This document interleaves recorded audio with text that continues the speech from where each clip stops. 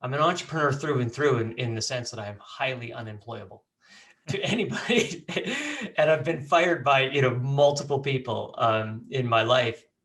But the entrepreneurship is a means to the end of being able to do and create art.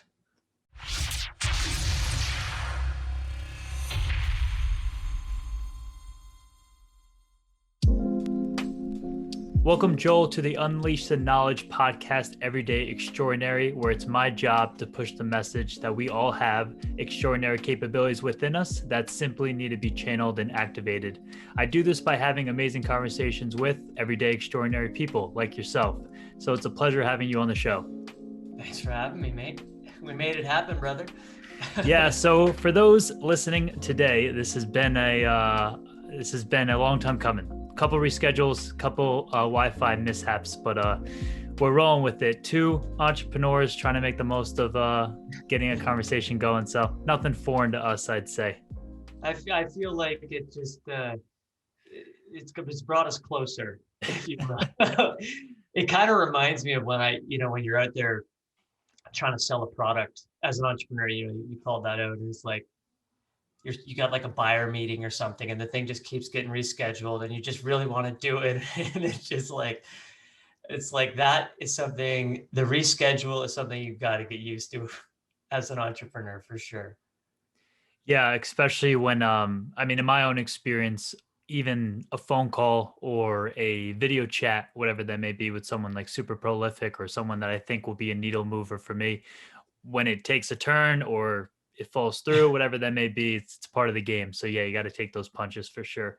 And for those listening, you can't see this, but I think what's really brought us closer is that we have this connection right now where we're wearing the same color shirt. So look at that. I know. When you popped onto the Zoom, I'm like, oh boy. Well, the visual going on here. Yeah, the visual listeners or watchers on YouTube will be able to see it, so that would be good. Or hopefully the listeners will then get bumped over to YouTube to go watch the visual. Maybe it will become a meme. Could be. Hey, that could drive our businesses, or at least mine. So in the weirdest things, tip it, right? The weirdest things, tip it. Exactly. So Joel, you're the author of Getting Naked, this extremely captivating title, subtitle, cover image, whole story behind you building this amazing startup called Naked Boxer Briefs. Raised over $17 million, had tremendous success, brought it to massive department stores like Nordstrom and Bloomingdales, and ultimately brought it to be a publicly traded company. So we're going to dive into the book. We're going to dive into entrepreneurship, your struggles, your journey, and then see what you're up to today and how and just impart tons of wisdom for the listeners. Happy to. Cool. So to kick it off, I like to ask, folks to ultimately describe themselves or share a little bit about themselves. It's one thing for me to, do my spiel or my research backed explanation of who you are, but it's also better to have someone of themselves describe who they are. So I'd love to have you just share a bit of who Joel Primus is. I think entrepreneurs like other people to describe them more than they like to describe themselves. Oh man. I think that describing myself is maybe a challenge, but my wife always describes me as an artist trapped in an entrepreneur's body. And what I guess that means is that I'm probably not, your typical entrepreneur in the sense that, how you might think of a Jeff Bezos or how you might think of some of these really business-minded individuals who are just these exceptional minds for business, exceptional minds for numbers, and just fast computers. Like they can just compute things so fast, from valuation to, the merits of a business decision. And I think I'm much slower than that. I've always been someone who pursued the art of something, whether that was for the enjoyment of the art of it. So whether that was writing a book like Getting Naked, or whether that was building a brand like Naked and now Cosan, or, the films that I've worked on, it's the art that inspires me. And it's having to put on the entrepreneurial hat from a business standpoint in order to see those projects through is what I've had to adapt to. I'm an entrepreneur through and through in the sense that I am highly unemployable to anybody. And I've been fired by, multiple people in my life. But the entrepreneurship is a means to the end of being able to do and create art. I love that. That's an amazing way to put it. And I mean, not that I have met any of these wildly prolific names of the entrepreneurship world, but Richard Branson's like my idolized entrepreneur. So we'll say that. We'll tell. I mean, the He had a listeners big may. week, or last week he had a big week. Yeah, he did. He did, along with Mr. Bezos too. Yes. But I think those guys might have a lot of similarities with what you just said. They love the craft and the process of building something or launching something that wasn't there, and then of course the whole business lifestyle and principle based kind of understanding comes with that. But for me as well, I could touch upon that. I come from basketball, and there's poetry or rhythm to the game of Oh, yeah, basketball, the way it totally. flows, just like how it would be for music and for anything of creation. So I do resonate with that a lot. I love that. Were you a Suns fan or were you a Bucks fan this past week? Yeah, good question. I mean, from a fan standpoint, neither, but I was rooting for both, honestly. I can't say Yeah. that I wanted Giannis to do really well, or Wow. um Bald. because I was also a fan. I'm a big fan of Devin Booker. So two young guys were going at it. But I am happy that Giannis won. I mean, his story is incredible, and It is. being just an international, prodigy with very humble beginnings. I mean, Devin Booker's young and prolific in his own way, but he went to University of Kentucky, which is one of the best programs in the States, and he kind of had it made it out for him. But Giannis really developed something amazing out of his life. Yeah, I saw. I think you've posted Ryan Holiday's books before, "Obstacles the Way" and "Ego's the Enemy," and Yeah, Ryan posted one of Giannis's sound bites. I think it was from the playoff run. I'm not 100% sure. Just his how he cultivates sort of no ego in the game of basketball, mm, and just is entirely present. And I was already a fan of his talent before, and then I saw that, and I'm like, this guy he's something special in and out. It's really cool to see. But before we move on, I'm not sure basketball is what your audience is here for. It's so hard to see, with Paul and Chris Paul and his incredible career, to win the first two, to come all that way. And it just reminds me of so many businesses where they get yeah. close, and you've been kicking at it for so long, and you get so close, and it's like you gotta be okay with it and find the acceptance of it. And so I wonder what's in his mind right now. Yeah, it's a So great point, and it's not too far fetched because I do speak a bit about my basketball background, and I do. I mean, I'm the host of the show. Yes, it's self development and book driven, but I do. I think sports is an absolute yeah, sports, business, and life are the trio in my way in my life. But yeah, to that Chris Paul point, I mean, I'm a big Carmelo Anthony fan, and he's never gotten the ring, and he's been a prolific player. He's a part of that dynasty of yeah, that draft class with LeBron James and Dwayne Wade, and they've all seen championships and he hasn't, and he's like now still. I mean, he's not on a team right now, but then he's like in and out of being on a team. So yeah, guys like Chris Paul, guys like Carmelo Anthony. I mean, it's insane because then there's guys that barely kind of contributed, or I guess I don't want to use the word contributed, but barely played maybe, and have rings, have more than one. you And know, then there's guys like that don't. I guess to digress back to the book. Yeah, At the end of the book, because Naked was not the success that Calvin Klein is, or that other, it's not a unicorn. It was sort of the reason I wrote the book was because I wanted entrepreneurs, especially first and second time entrepreneurs, to have an insight in a startup really at the startups level, and what I mean by that is like Branson, who I'm also a big fan of, when he writes Losing My Virginity, he's a billionaire, right? When I wrote Naked, I was still in it. I was literally still in the company Naked.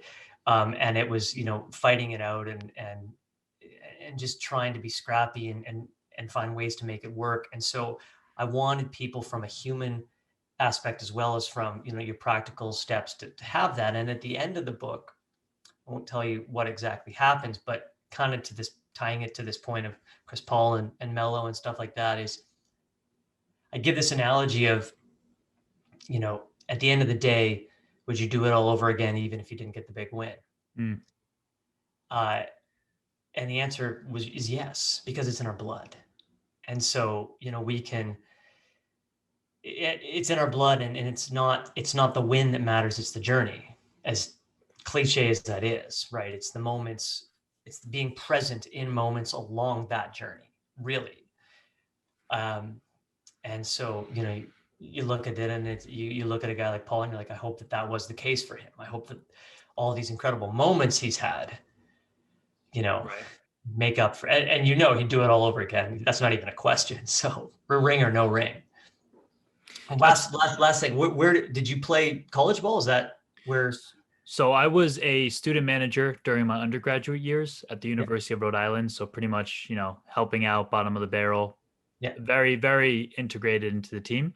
And then when I graduated, I headed to University of Connecticut with my coach, Dan Hurley, as a graduate assistant, which was, again, bottom of the totem pole, but like on paper, a coaching role, but, not too many people were listening to me with my coaching instruction. But UConn's a great school, even to be involved as a basketball. Oh, yeah. Oh, yeah. Top 5 program, story program in the States, 100%. Right. I mean, up until 2019, we were able to say it was the only university to have 4 national championships, the most national championships in 20 years. So from 99 to 2019.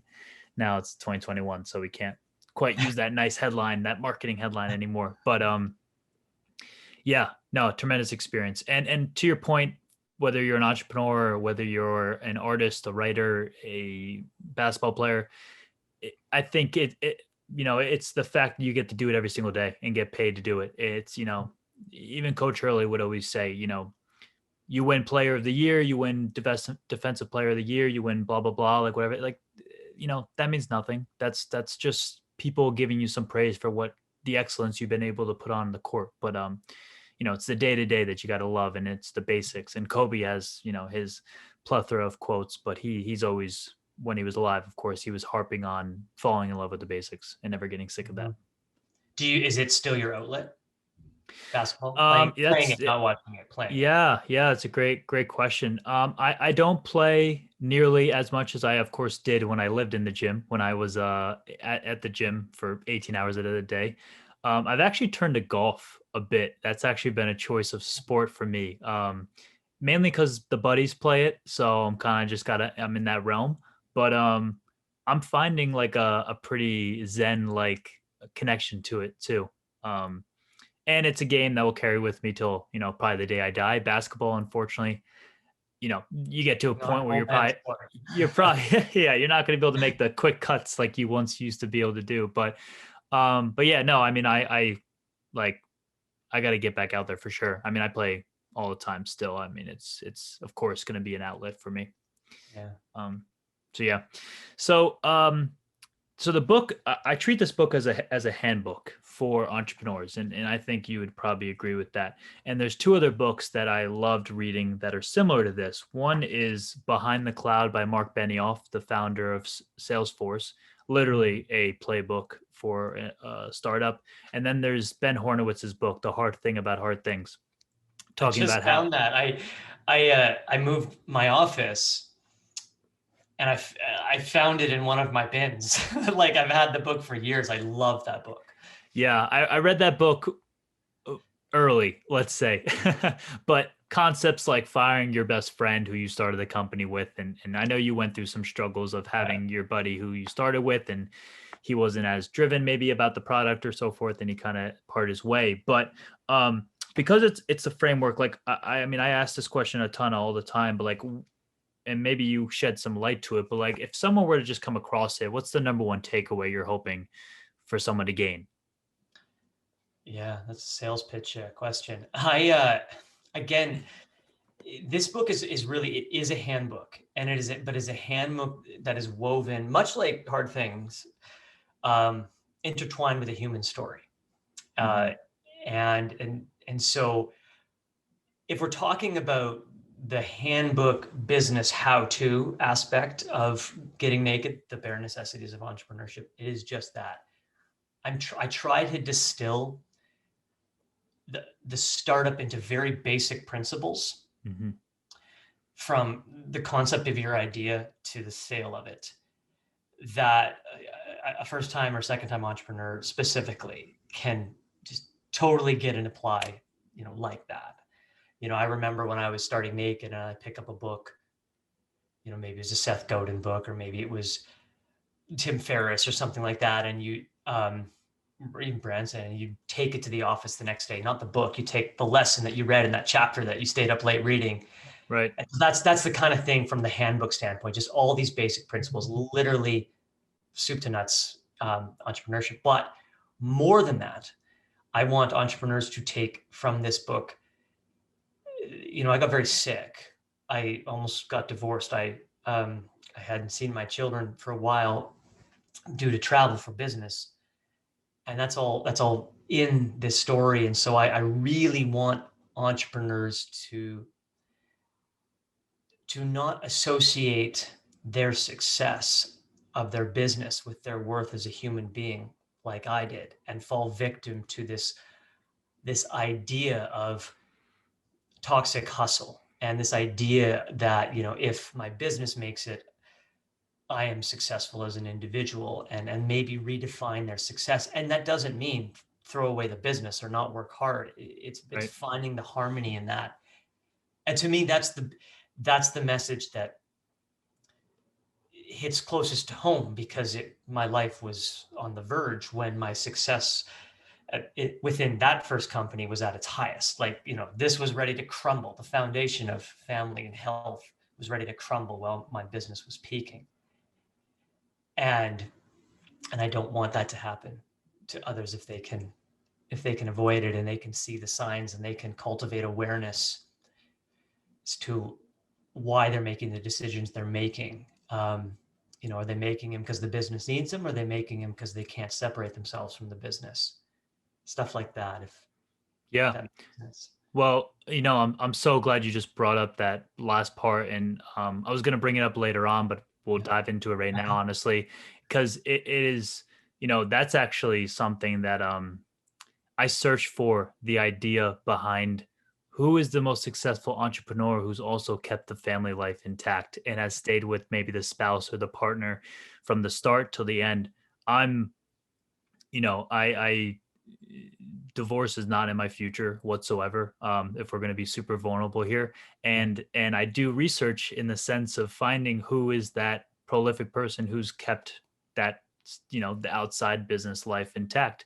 And one person actually that I've come across, and I think it's true because I guess Wikipedia, you could believe some of it, but Denzel Washington, the actor, who Mm. I've actually I met outside of Paramount Pictures studio when I was on a tour in LA one random day 5 years ago or so. I see a Ferrari Enzo pull up, and me and my family were like, "Whoa, who's that?" And he puts his window down and is like, "Anyone see anyone? You see anyone famous today yet?" And we're like, "Whoa." And I'm a huge Remember the Titans fan. I don't know if you've seen that movie with the Yeah. football team. He's Coach Boone, so I like yell out Coach Boone when I see him. But all in all, he's this guy apparently that's had immense success, and he's from New York, so humble beginnings. I know where he's from, and like he went to Fordham and so forth. It's a school that I Oh, he went to visited. Florida. Okay. Yeah, yeah. And he's kept his, he's been with his wife this whole time, and now his kids in the industry too. But yeah, let's unpack that a bit, like in the sense of like why isn't that taught at all in the like, I mean, we I guess idolize the success, and obviously Bezos and his height of accomplishment, he split up with his wife and now he's doing what he's doing, and now the new news about Bill Gates and his wife splitting up. Now, that might be a different discussion when you're down the road and you've been together for years and years on end. Maybe it is the better move to split, but um, yeah, any advice you can give in that sense to maybe harp on that a bit more for the young entrepreneur who might have a life partner at the moment, whether it's a girlfriend, boyfriend status, or a young, married couple, but has this dream, has this desire to crush an amazing problem, provide a solution, and doesn't want to lose that. Wants to win on both ends. Yeah. Yeah. I mean, this is a very deep question Yeah, that the implications of divorce are, we are, I don't know if we're the same generation, but my generation is certainly the byproduct of a divorced generation, in front of me, where, it was rampant. And divorce certainly does tear away the foundation for children. There's a lot of that we're not going to get into today that sure. happens to children as a result of that. Um, and teenagers, and their own identities, their own feelings of self-worth, uh, their own patterns of behavior that follow on with that. Um, and obviously, I come from a divorced home, and so Likewise. my answer was no as well. Yeah, and no, we're going to do everything we can to not let that happen. That said, I know people who are divorced who are 100% divorced for the right reason. It was not a healthy relationship, and there was no potential amount of work that could be done individually or together to salvage that. And so, it's not a hate on for that, but it's looking at like this cultural shift of saying, we're in this instant gratification moment in time. And I don't mean moment as in this year. I mean moment as in, the past many years behind us, 10 plus, and in front of us. And so when we get into something, we think, we're only thinking about what is it that I'm feeling now and how do I make myself feel better now? And not realizing that life has these much longer waves, this much longer continuum of change. And if we ride that continuum of change, we find ourselves as an individual and with our partner in different places as we continue on. Mm-hmm. And so it's not about, the person that you're with being perfect for you. It's about the willingness and the agreement between those two people to take that journey together. And when you hit those spots, you're not myopic in saying we need a divorce. We're heading in divergent paths. You work too much. We have sex too little, like stuff like that. It's really doing the work, and it's hard work. It is really hard work to stick with somebody. And what ends up happening so many times is that people who end up separating, they take all the shit that were the reasons they separated, and there's a honeymoon period with, maybe they're having a new hot and heavy relationship and it's all good, but eventually all those problems that both people brought from their previous relationships just show right up there in this new one. And so you're not any different. You're back on the continuum farther than you were with your existing, with your previous partner. And so you still got to ride that continuum with this new person. And so my wife and I, like I had a lot of insecurity around success and needing to be successful. I was an ex-athlete like yourself. I represented Canada on the in track and field and cross country. Mm. And I blew up my Achilles, and I lost a full ride scholarship as a result of it, and my place in the team. And so I kept trying to fill this void with work, with success via entrepreneurship. And so that led me to a place where I was never contented. And, insecurity can drive us so far in terms of success. But if we don't know how to turn it off and just be comfortable with who we are as a person, that's where at some point, it tips back down and you end up suffering as a result of that. And so it's really about, when you're together with somebody, being honest about what you feel like your purpose is in life, the purpose that you're pursuing, that could be your business. Being honest with each other about your blind spots, your shadow self, your sort of that negative, scary voice that always echoes, the doubt and the fear and can lead you to, making painful mistakes. Bringing that to the table with awareness with your partner, and always unpacking it so that when you're too far down a road of work, or you're kind of lost in this ego-driven bender of, that partner can pull you back and you can reground yourselves together. That and having lots of sex, those are the two things.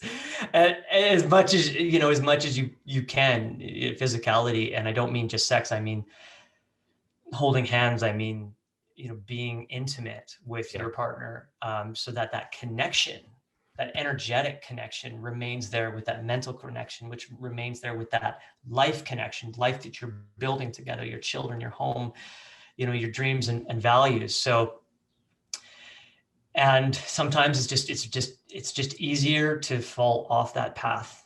And that's, but it's not easier in the end. It's only easier in the moment. So, my wife gave me a choice to kind of sum it up. And she said, you either need to focus on your family a little bit more. She didn't say quit work. Right.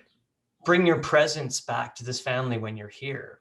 Because again, going back to the moment, if you're in the NBA championships, that's a moment where you're not very present with your kids, I'm sure, for the whole playoff run, right? The last 10 games of the season.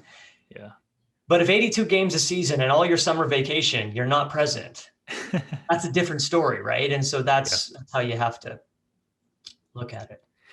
Yeah, that was an amazing answer. And just to summarize or piggyback a bit, communication is the first and foremost piece. You gotta communicate. And something I took from Coach Hurley impacted me tremendously throughout 6 years. But one of the great things he says is, you need to have someone in your life close to you that will tell you the real shit when you need to hear it.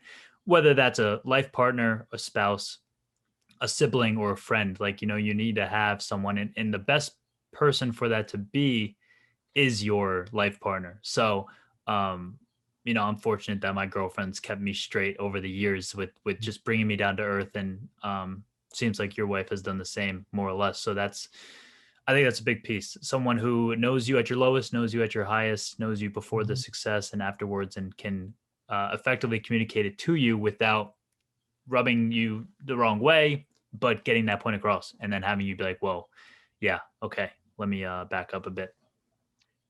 Just absolutely. And I just read something very interesting today, with a book called Anam Cara, which means soul friend. It's a book by John O'Donnell, I think. And anyway, he was talking about, it's a fantastic book. How, we don't want to become too familiar.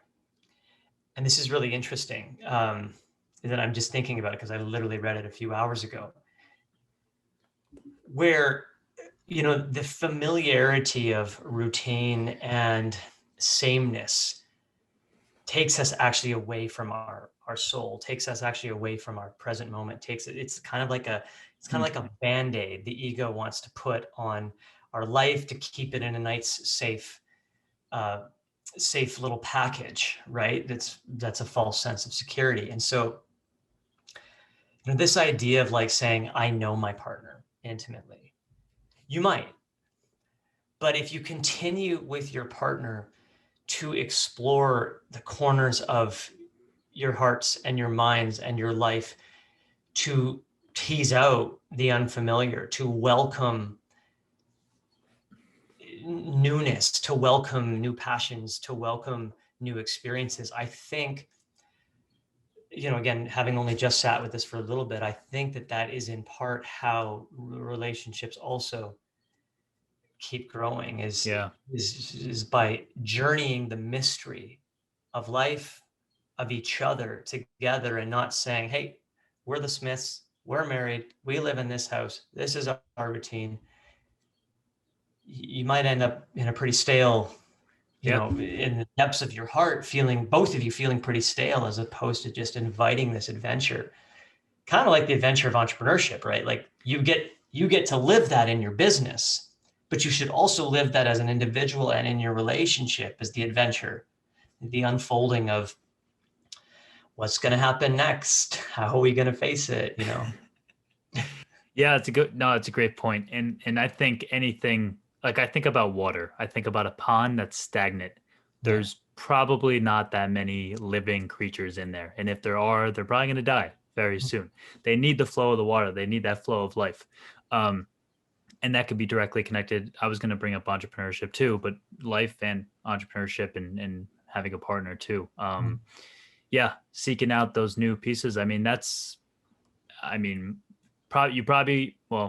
I should be able to confidently say you won't catch me working a 9 to 5 for 40 years, which is a very confident statement. And one of the reasons behind that is because I've seen it, but I also can infer that there's not much excitement there. There's the same mundane tasks and routine each day in and day out.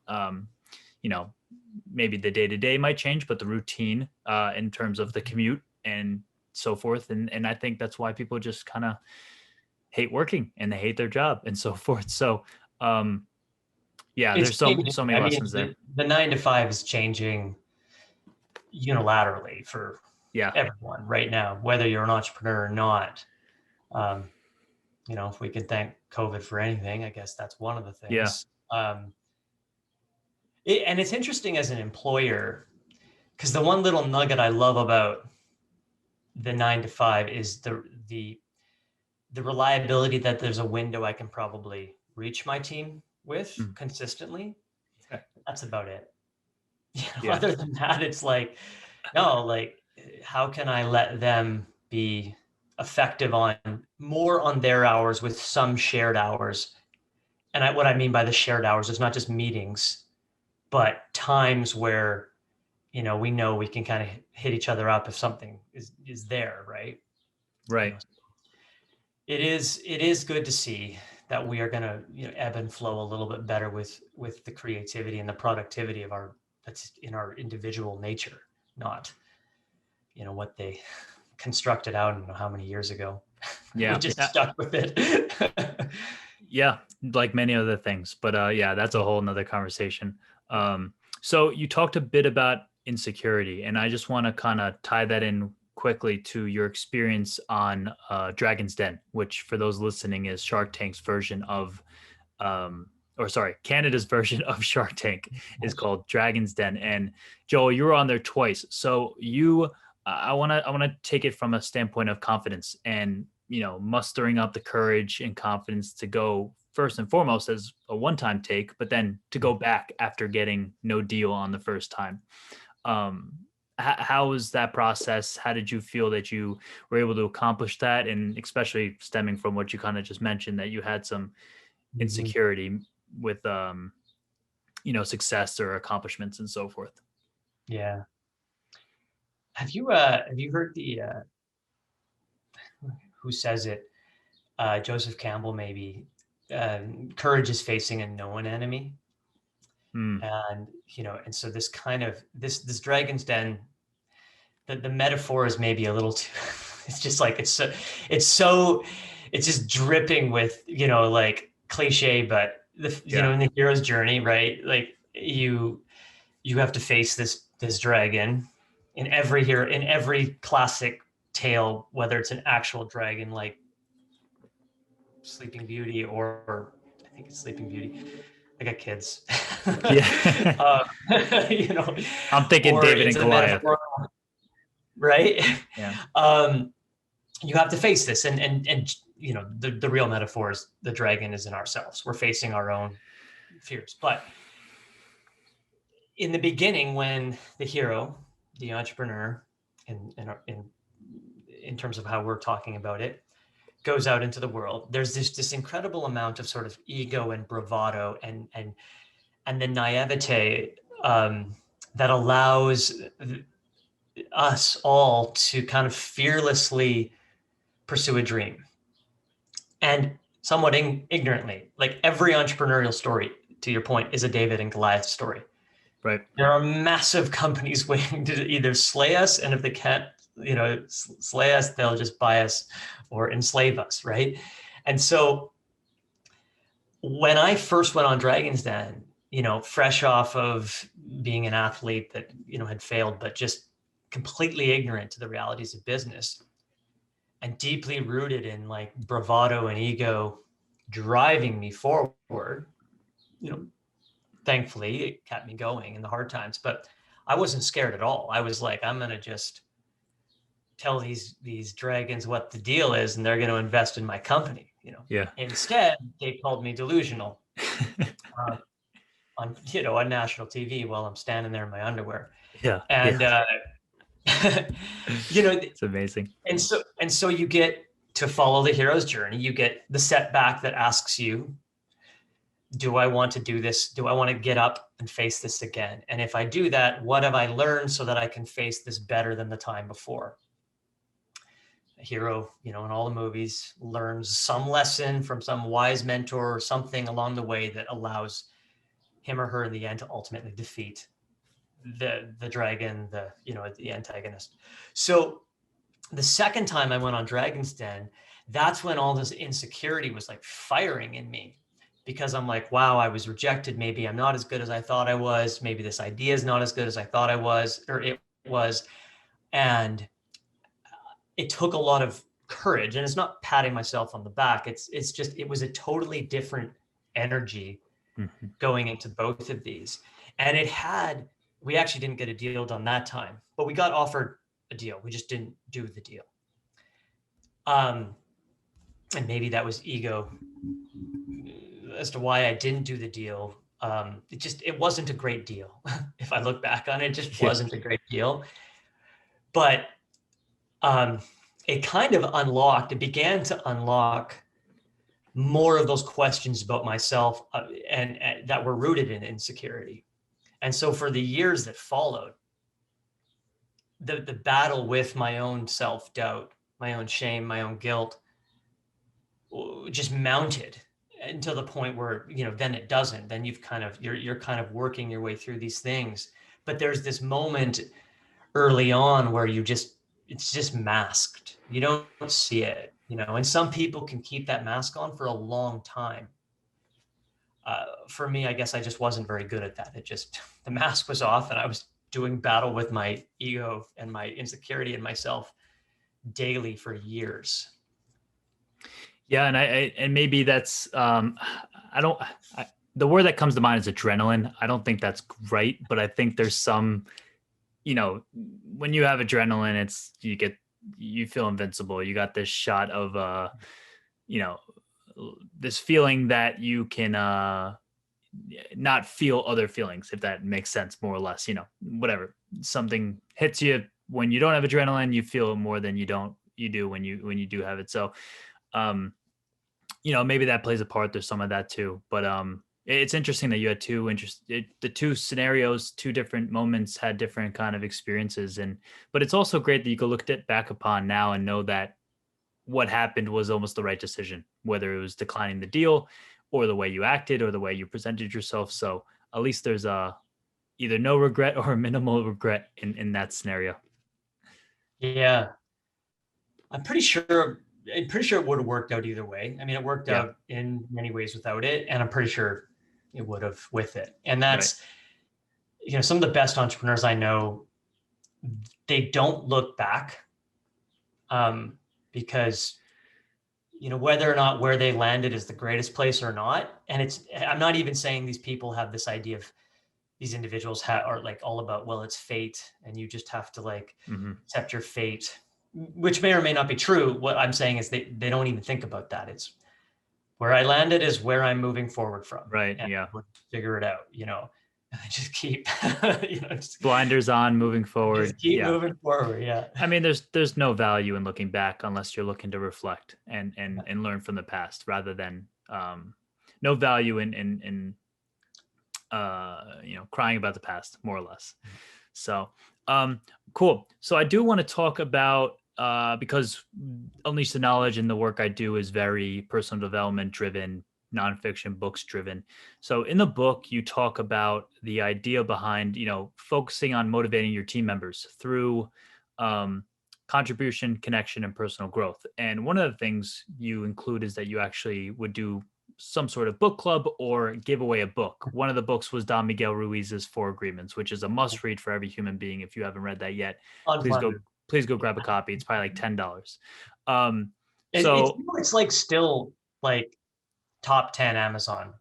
Oh yeah. Like still, like, and it should be, but yeah, and it's it's this Toltec kind of Mayan Inca, like Brazilian type of philosophy, which is tremendous, that it's withstand the test of time and has impacted Americans, Canadians, and people from all around the world. So yeah, it's super interesting.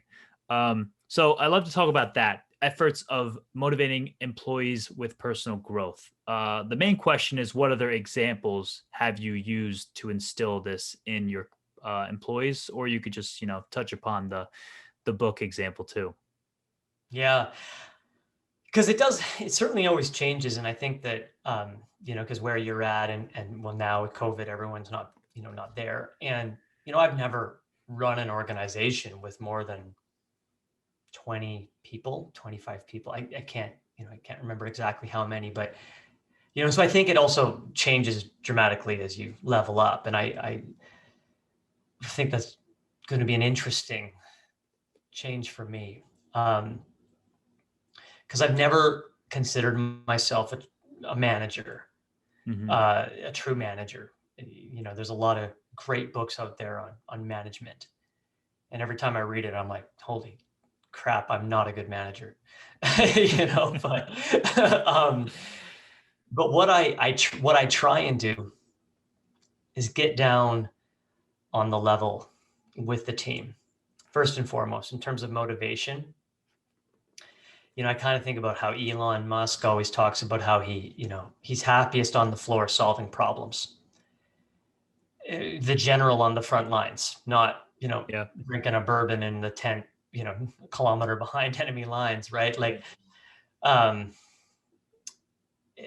so I try and be with them in the moments that we're figuring out it.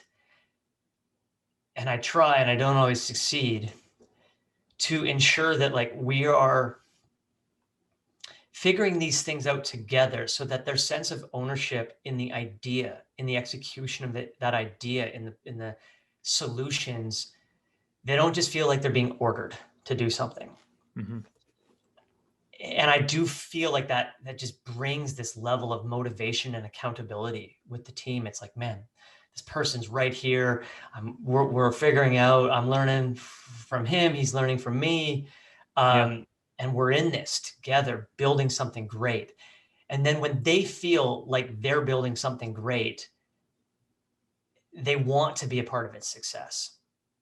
And so from a human standpoint, this idea of finding purpose in what you do and having a sense of accomplishment in what you do, it is huge, alongside doing nice things like the book club, like helping them on their journeys, their personal development journeys, whether that's giving them a book or whether that's letting them take a course on a Thursday and Friday that takes them out of the office and has not much to do with, your work, but it's important to them, and ensuring that they feel secure in their job is a massive motivator. And, from that standpoint today and in Naked, I'm still incredibly transparent about the financial state of a business, whether the company's public or not, and they can go look it up for themselves.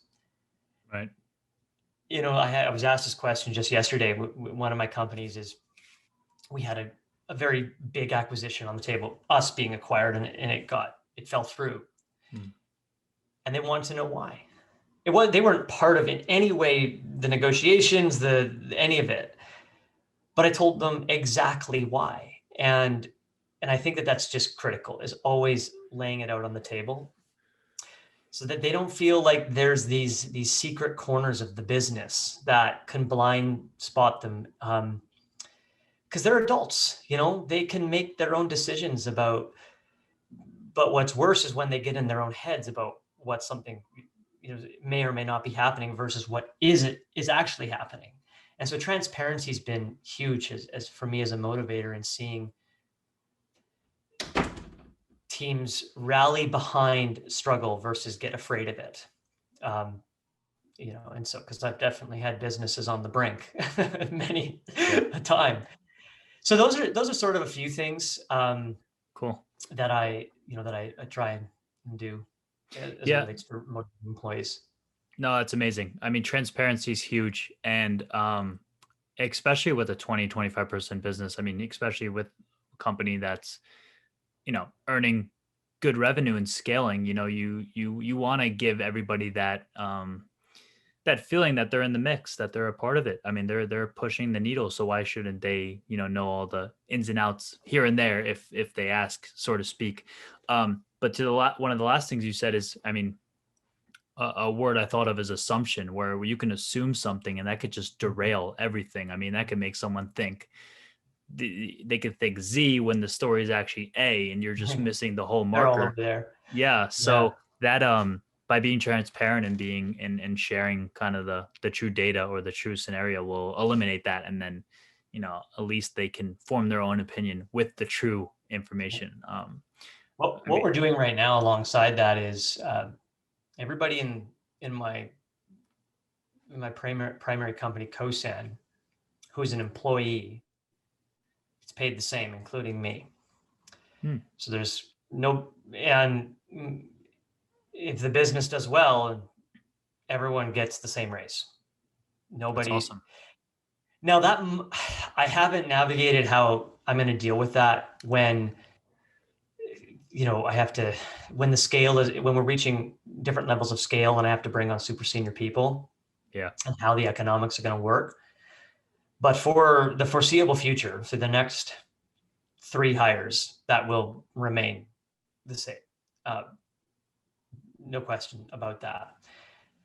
And so that when you're alongside them in the trenches, there isn't an inequality in wage, and I also hope that it brings accountability amongst each other, that they're on the same level. A rising tide will raise all of our ships, not just mine. Yeah. And I try to give equity. Obviously, as the founder, you have more equity, but I don't give equity right away. I'm just in too many scenarios. The first 6 months are really good, and then opportunity knocks, life knocks on the door, and things change, and those are, there's shareholders' money in there that I'm trying to, manage their value. And so, but I do, want to ensure that everybody's an equity holder at some point if they stay with the company as well. That's awesome. And how big's that team right now?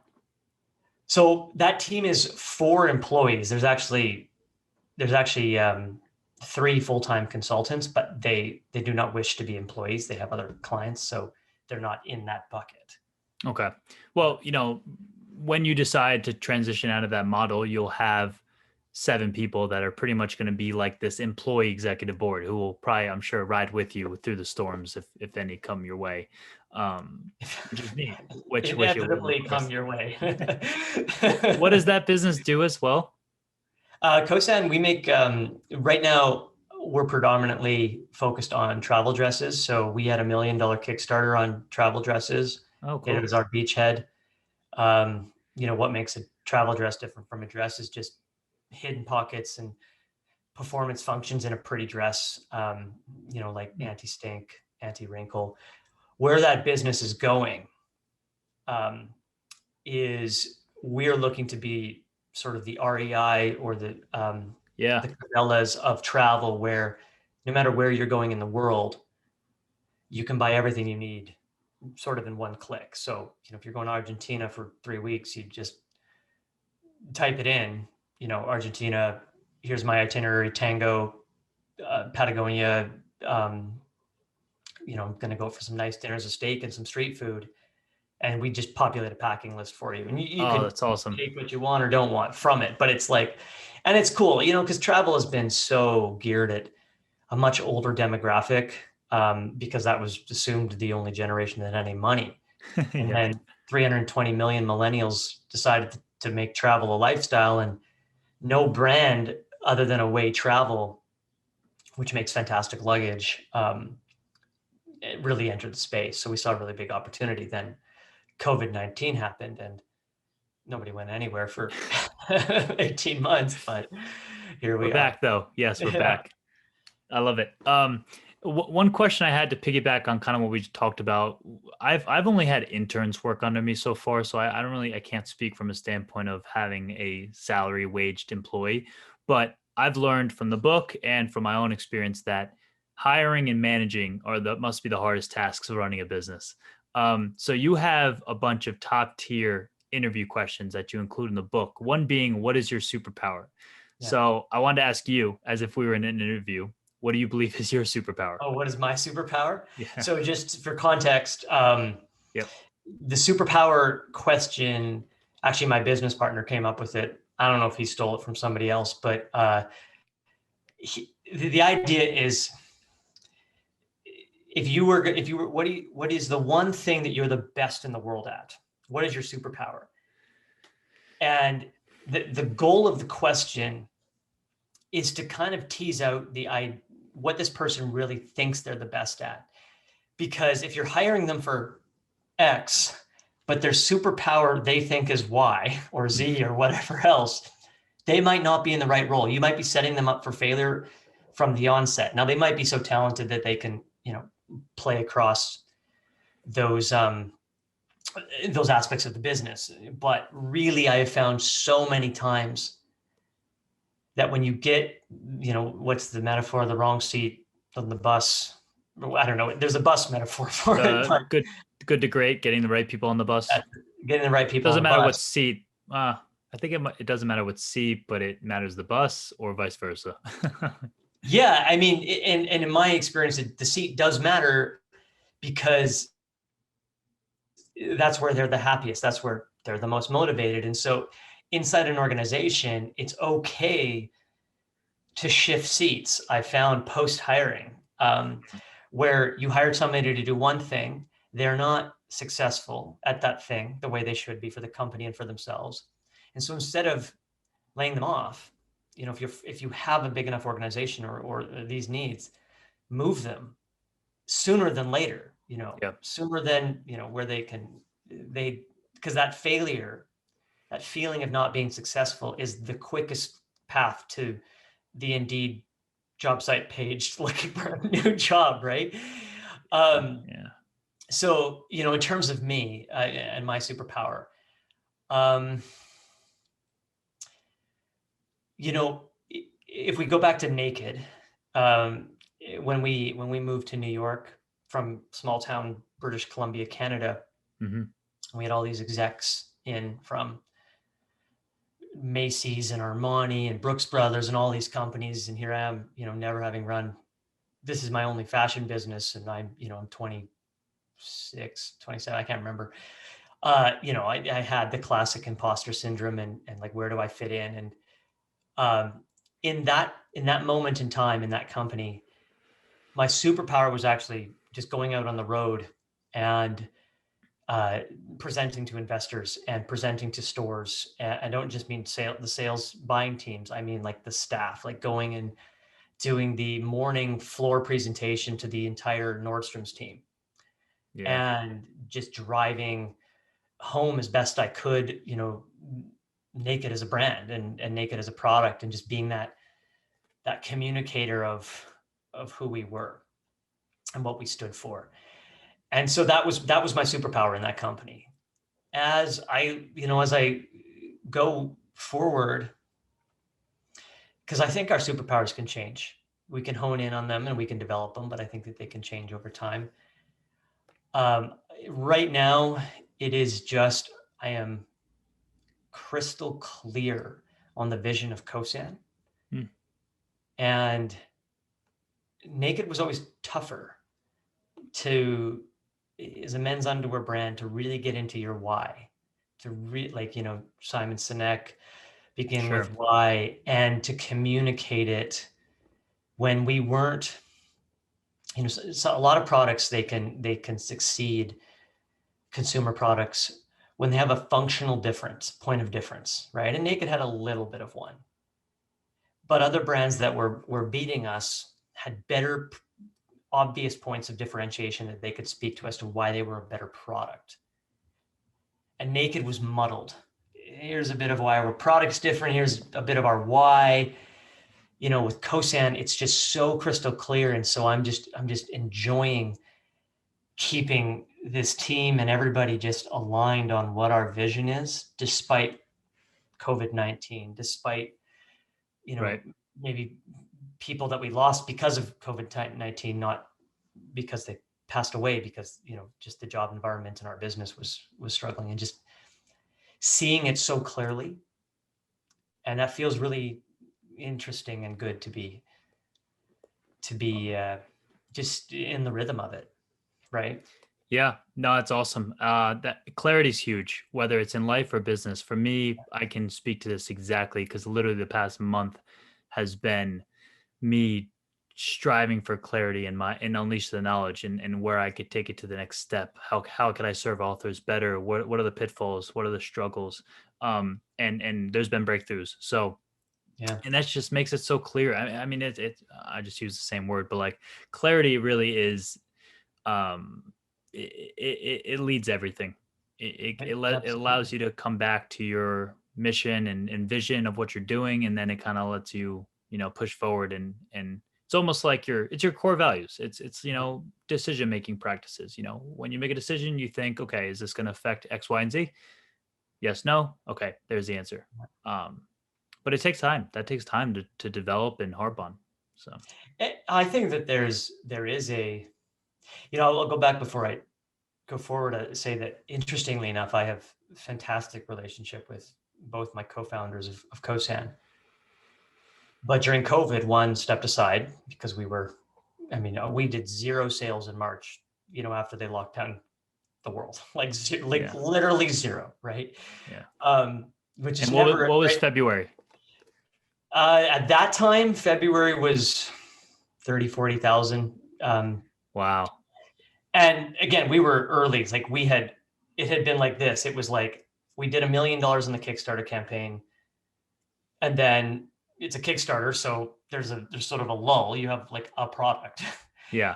Then as soon as the dress had shipped, it was like 18K, 20K, 23K, 27K. Like it was just going up and up and up. And then COVID, boom, zero. Right. So the business was tracking. We were spending very little on Facebook. It was like, we were running 3-to-1 ROAS. It was, that's Mhm. return on ad spend. It was, the metrics were there, right? We had $1 million in the bank for an equity financing. That disappeared March 1st. Literally signed sub agreements, gone. And so, we had to build. We had to. Sorry, that's why she decided to leave. And it was devastating because friend and it's just sad because you worked on something Right. so hard together, right? And then my other business partner decided to just be a financial partner in the business just a few months ago. And so I've always been someone who's had multiple business partners. It's the first time I'm flying solo, Mm. and I'm noticing, for better or worse, for right or wrong, like, because I don't know whether I will be or not, the clarity has come from just having one voice in my head on, and it's like, my business partner said to me, run. And if you fail, we'll figure it out. But like, just go with what you said, as opposed to these very constructive sparring sessions. Yeah. Yeah. between, my partners and I, and that's good too. Very good. But I've just never experienced this level of clarity inside any of my businesses. And I think that maybe has played a part in it. For the first time in 15 years being an entrepreneur. And I don't remember what I was going to say after No, that. So no, that's it. That's, I think that's, I think you probably, I wonder if you feel that way because of your experience. I think you do. I think when you start out, even as a solo founder, not that you can't be successful as a 20 something year old, maybe solo founder, but you need to gain so much perspective yeah, from other people. You got to ask questions, you got to do market research, you got to ask your friends and family and get second opinions. But for you, yes, I mean, you also started the business with two other people, so you kind of had the runway going. But now I think you can now call upon your years of experience, and now you probably have an eye for it. That could be a superpower. Maybe that's the deeper superpower, that you now have an eye for clarity, for vision, yeah. And more or less. you brought up a great point. It's a Rainer quote. Rainier. And I don't know the whole quote, but essentially it ladders up to, live the questions until you can one day hopefully live into the answers, hopefully. Mm, And so that speaks to what you're saying, where I am today, where so-and-so entrepreneur is today versus where they were 5-10 years ago. The gift of those 5 and 10 years is that you probably still have a ton of questions, as I do, but you have a few more answers that you've yeah. earned the very, very, very hard way through sort of living fearlessly. And what I mean by that is not being afraid to fail, or if you have failed, the thing you said at the very, very beginning was, what did you learn from that failure? And it adds up. And it doesn't add up to being able to be perfect, Yeah. but it adds up into being able to have a very healthy filter of experience to assess so many different things, personally, professionally. And so I actually look forward to, the next 10, right? It's Yeah. like, you don't have the naivete. You're a bit jaded. I'm a bit jaded, but you have just so much more insight into how you operate yourself and how businesses and the world operates. That'll just allows it to be a little bit easier. Most definitely. And I can spend so much time on this too, and we won't. This will be for another conversation, but I'll touch up on it quickly in the sense that and this is like the Branson in me. I think that you're like the entrepreneur today is going to be more or less like the modern day Renaissance man. They're going to have so many different disciplines and careers and avenues that they're then at the end, or every time they progress past one of them, they're going to call upon those past experiences and then be able to make the right decision moving forward. So that's kind of what you led to a bit. But for me, I'm hoping for a very abstract direction, in the sense that I was in basketball. I'm now in business.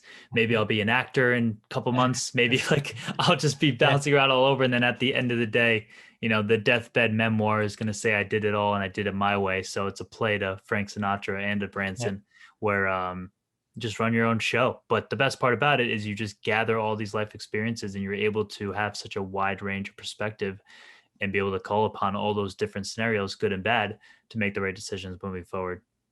that's that. That's that curiosity that is the gift of being a human being. Yeah. And we have to be consistent. We have to be consistent in something. Denzel Washington, you mentioned, Yeah. man is amazingly consistent at his craft, and has been, and that's why he is where he is. But this curiosity is what guides us into the darkest corners of ourselves, where we find out answers we didn't know, Yeah. as well as business, as well as, like you said, like doing it your way just means, in my view, being okay to do it. Because everyone's going to tell you, you know, go, get a steady job, or even if you're an entrepreneur, Yeah. and and you got to welcome that curiosity. To keep using these C words, and then, eventually find contentment, right? Could be another book. Right. But yeah, but you don't get it if you don't live it. And there's no rush. There's no rush. You don't have to be Mark Zuckerberg. And what was he, 25 when Facebook was already $1 billion? You don't have to. And maybe we talked about this on the first call, and again, we'll cut off here, and then I have some other questions for rapid fire. But you see the Mark Zuckerberg, and you see him succeed at 23, 24, but he was building a Facebook lookalike or some sort of computer programming product at like 15. Yeah. So that's 10 years. Yeah. So, he accomplished what he accomplished at a young age, but like he's been at this, and that's what people miss, and they don't see that.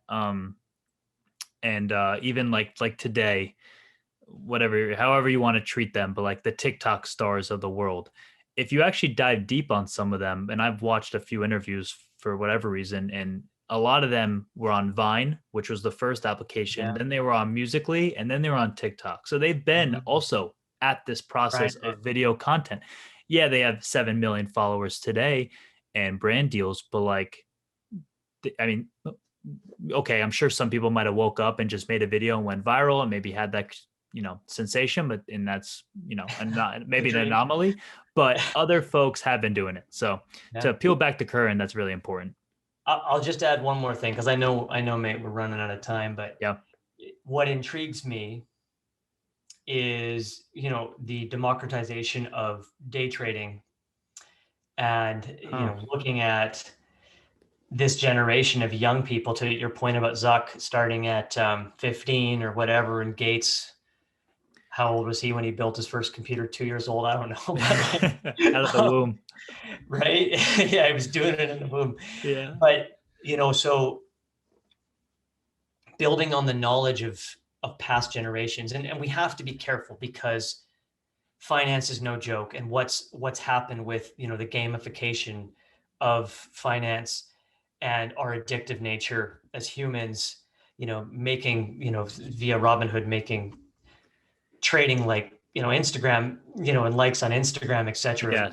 Yes. It has it's a very, very dangerous hill on the other side of it. And that doesn't mean that it shouldn't be explored, what they're trying to do. It should, but I'm curious, there are other apps doing it well as well.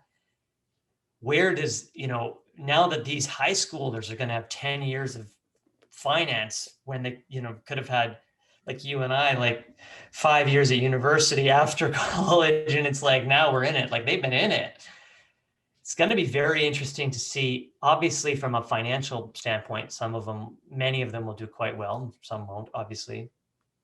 Maybe many won't. But from an entrepreneurial standpoint, if there's more money coming into the hands of these young people, where are they going to put it?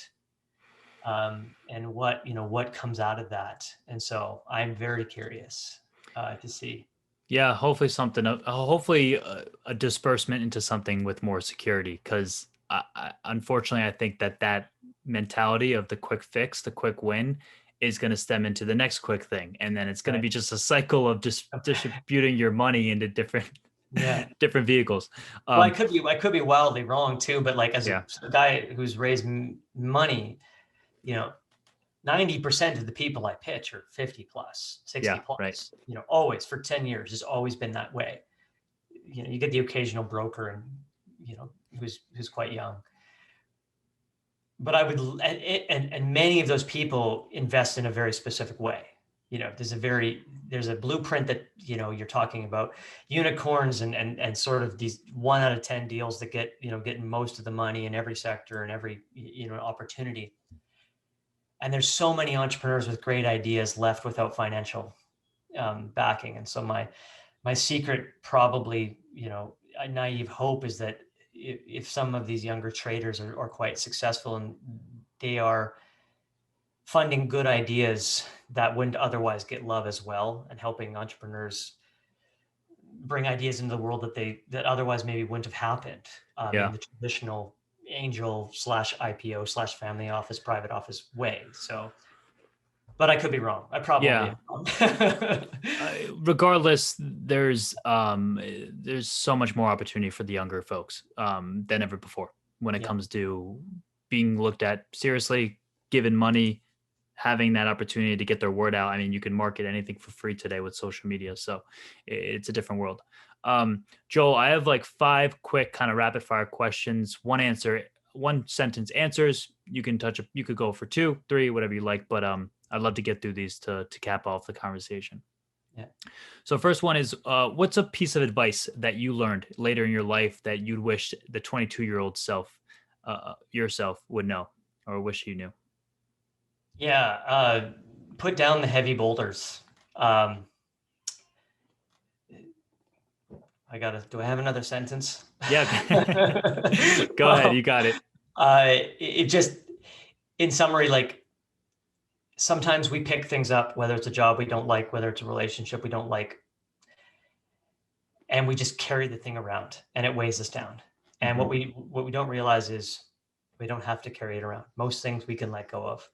And so look at what you can let go of. Put down the heavy boulders. I carried around too many for too long. Awesome. Powerful. Who have been your inspirations growing up or throughout your adulthood? A bunch of Ethiopian runners nobody's ever heard of from my track days. No, I mean, I've always appreciated Branson, for many years, like you. And then, recently, as an author named Jason Gordon, Dr. Jason Gordon, wrote a book called Like a Finger Pointing to the Moon. Okay. And for the last 5 years, he's just been a hero, mentor to me, friend, everything. Past the book, like true communication, or through his work? No, through him and I. Yeah. Incredible. He's become a friend and a mentor. That's Yeah. awesome. Yeah. So we went all over the place with the conversation, but the highlight part of the reason for the conversations was to highlight your new book, Getting Naked.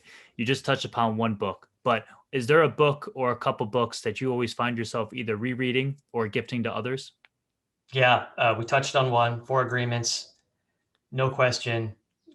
One of the single greatest, and the reason is because anybody can read it and get something from it. It is so approachable and effective. Awareness by Anthony DeMello, fantastic book. This new one, Anam Cara, is great. Way of the Superior Man by David Deida is talk about marriage relationships, one of the best, period. Mm-hmm. Radical Acceptance, Tara Brach, great. There's 4 for you. Did I count that right? Yeah, no, that's great. Yeah, Way of the Superior Man has been recommended to me. I have not picked it up yet. I think it's the perfect book that what I'm seeking for, because that question, that concept of business success coupled with specific life partner success is top of mind for me. That's almost like the ultimate failure for me. If that tanks, I'm not even so focused on the monetary in the fame or whatever it is. That's never been a thought. It's kind of just being able to follow my passion, pursue something amazing, create good work, and then also have someone close by who's rocking with me the whole way. Mm-hmm. So 2 last questions. Do you have a personal mantra that you live by each day? Something maybe either tattooed on you, something you review every morning, something that maybe you read to yourself before you go to bed? I have many. I write them I have my journal here. I write them in the front of my journal. I won't read them all to you, but I do great things tattooed here, which is something my wife used to tell me. And we've actually walked that back. It's on me permanently, but it's not about doing great things. It's about doing the work as best as you can and making sure that the work is honorable to yourself. You're being true to yourself, and you're being true to the people who've agreed to somehow come into contact with that work, whether it's a customer, a partner, an employee, etc., an investor. And so I've made a shift there. And the other one, I actually have a David Deida quote, which is, and so he realizes that who he is already that one. he's already free. And that one's on my arm. And it is the reminder that all the freedom I seek, whether that is freedom through money, freedom through accomplishment, etc., is not real. All the freedom I want exists already inside me today. And it is literally a breath away if I choose to just center myself and come back into my body and realize that I am free of all that stuff. So Yeah. That's awesome. I love it. And last question, what is your definition of extraordinary?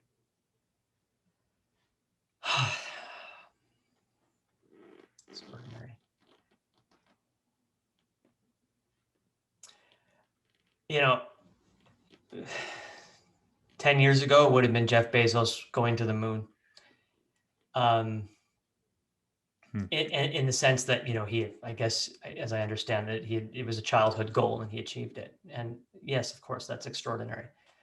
But now to me, extraordinary is someone who can let go of their past hurts and pains and mistakes and failures and be wholly present in love, with themselves and with the people around them. Just showing up that way every day in and day out is extraordinary. Perfect. Well, thank you so much, Joel. This was an amazing conversation. We covered a ton.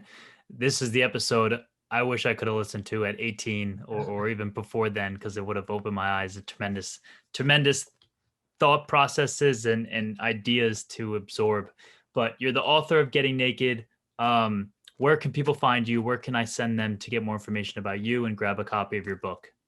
Yeah, thank you. JoelPrimus.com is where my blog is and everything else. And then Amazon has the book. Barnes and Noble has the book. Indigo Chapters, which is Canadian. Has it. So although they don't have the hard copy yet, but it should be there any day. So those are the three spots to grab. Awesome. I love it. There's actually one Indigo in the States, and it's 15 minutes from my house in the Short Hills Mall in New Jersey. So it's funny how that massive Canadian bookseller has made it to the States too. But thanks again, Joel. This was great. I'll keep sharing the book. Of course, the cover makes its way easily on Instagram, being how captivating it is. But thanks again for your time. This was an awesome conversation. Thanks, Owen. Great to be with you, bud.